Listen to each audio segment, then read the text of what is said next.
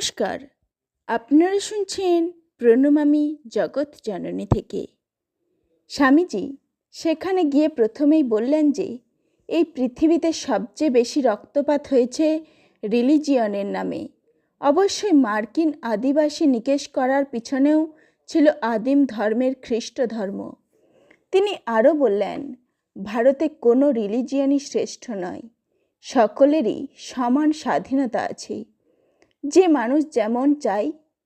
আমার গুরুদেব বলেছেন, যত মত তত পথ।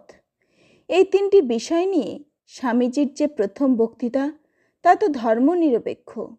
আসলে সাম্রাজ্যবাদ বিরোধী, পুঁজিবাদ বিরোধী এবং আজকে যারা আমরা বিশ্বায়ন বলছি, সেই বিশ্বায়ন বিরোধী বিশ্বে প্রথম বক্তৃতা।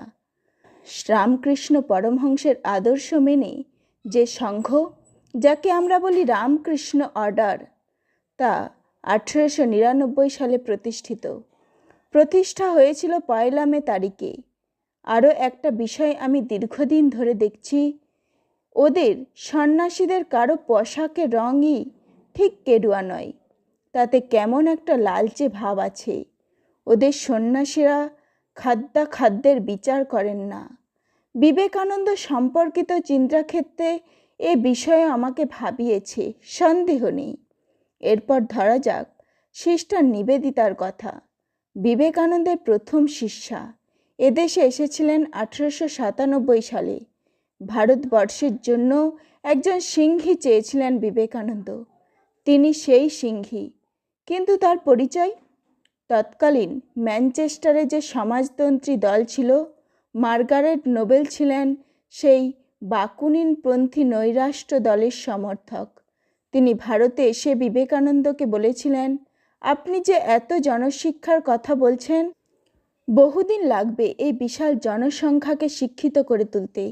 তার চেয়ে আসুন আমরা গণবিপ্লব করি। বিবেকানন্দ নাকি জবাবে বলেছিলেন, আমার গুরুর মত অনুযায়ী আমি গণশিক্ষাটাই দিতে চাই, বিপ্লবের কাজটা তুমি করো। নিবেদিতা তার চেষ্টাও করেছিলেন। রবীন্দ্রনাথ বলেছিলেন তাকে লোকমাতা।